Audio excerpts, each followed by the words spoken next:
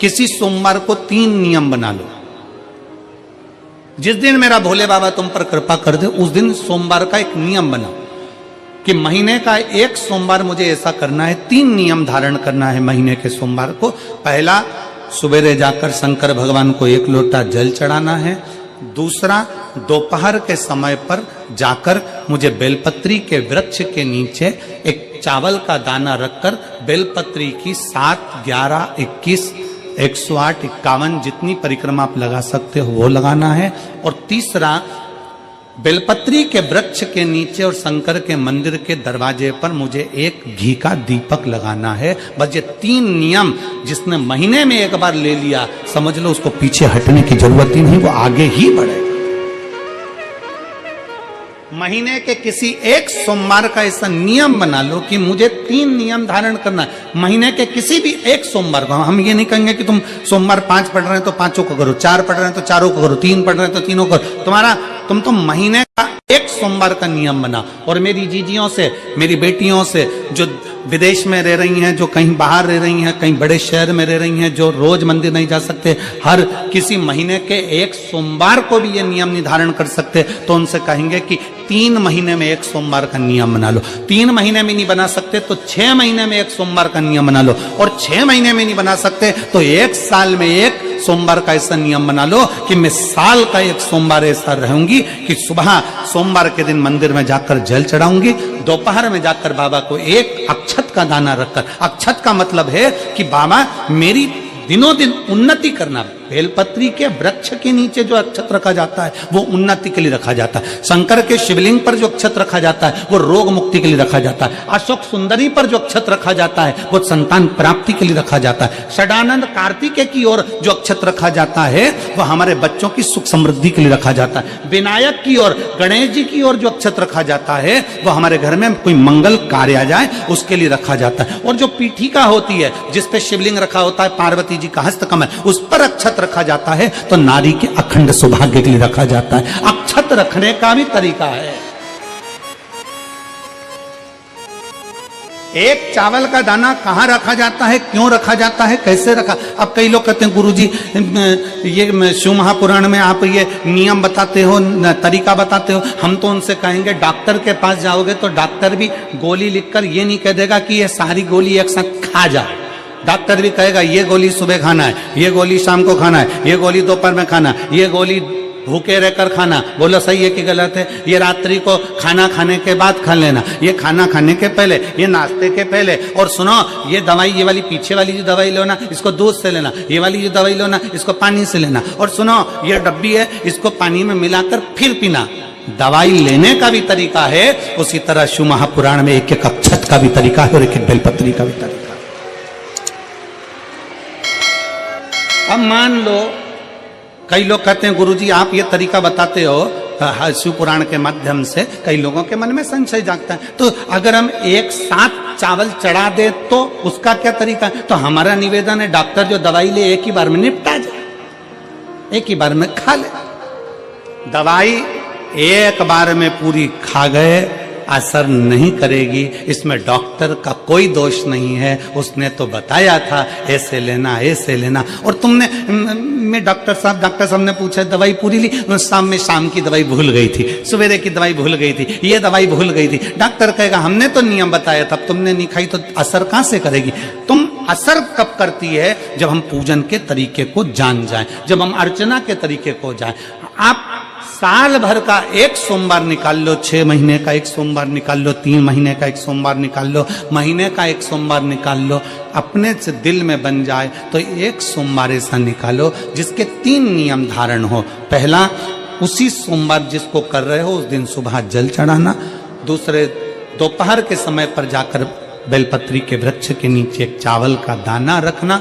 और परिक्रमा बेलपत्र की जितनी तुमसे बन जाए, जितनी तुम्हारे शरीर की कैपेसिटी हो, जितना तुम्हारा शरीर चलते बन जाए।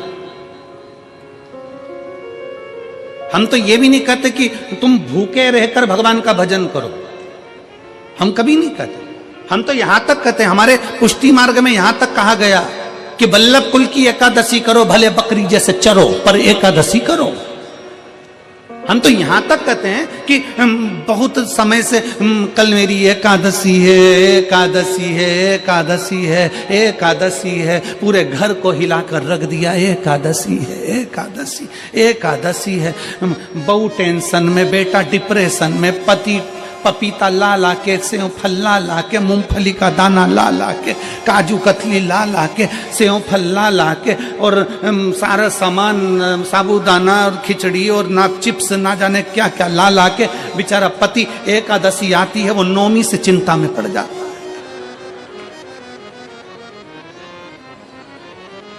हम तो ये भी नहीं कहते कि तुम व्रत बहुत भारी करो, तुम व्रत उपास भी बहुत बहुत टेंशन वाला करो, ना ना ना।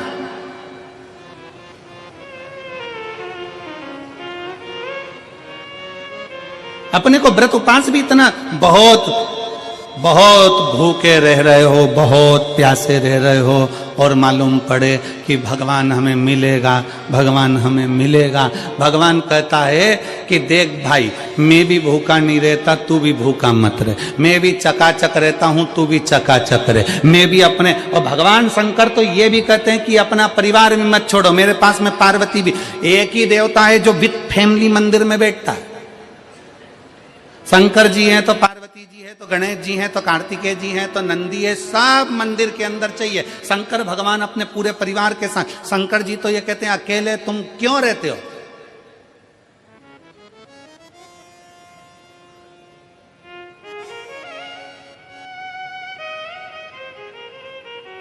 शिव जी की एक बात अपने ध्यान में रखना, कितनी सुंदर बात है शंकर भगवान की, बहुत ध्यान में रखिएगा। भगवान नारायण ने भगवान शंकर का भोजन रखा, विथ फैमिली आए। ब्रह्मा जी ने रखा, आए। इंद्र ने रखा, आए। एक दिन कुबेर को अहंकार आ गया और कुबेर ने मन में सोचा कि मेरे पास में इतना वैभव है, इतना धन है, मेरे पास में इतना वैभव, इतना धन है। कुबेर ने विचार करा कि मैं भी सबका भोजन रखता हूं, मेरा धन देखेंगे, वैभव देखेंगे। सबको बुलाया, सबको। अब कुबेर जी को मालूम पड़ा कि भगवान विष्णु के यहां तो केवल 2 हैं, ब्रह्मा जी के यहां 2 हैं, इंद्र के यहां 2 हैं, गरुण वरुण सारे देवता के यहां 2 हैं, शंकर भगवान की फैमिली बड़ी है। तो उन्होंने पत्रिका में लिख दिया श्रीमान श्रीमती।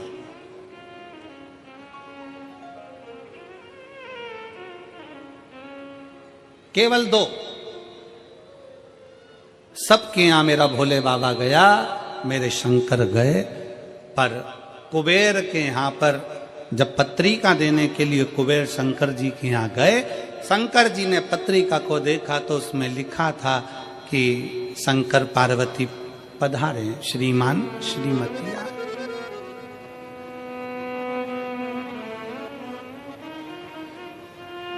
कुबेर कौन? एक चोर शंकर जी के मंदिर में चोरी करने के लिए गया। अंधेरा बहुत था, शरीर का कपड़ा उतारकर त्रिशूल में लपेटकर आग लगाकर उजाला कर देख रहा था। शिवरात्रि का दिन था, शंकर जी खुश हो गए और शिव जी ने वर दे दिया, तूने आज शिवरात्रि के दिन मेरे मंदिर में प्रकाश करा है, मैं तुझे कुबेर का राज्य देता हूं। कुबेर नीचे बैठेगा और तू कुबेर के सिंहासन पर बैठेगा। कुबेर की कुर्सी एक चोर को दे दी। अब चोर कुबेर बनकर बैठा है और उस चोर के मन में या अब जिसने तुझे कुबेर बनाया था तू उसको भी फैमिली बुला लेता, पर उसको भी नहीं बुलाया।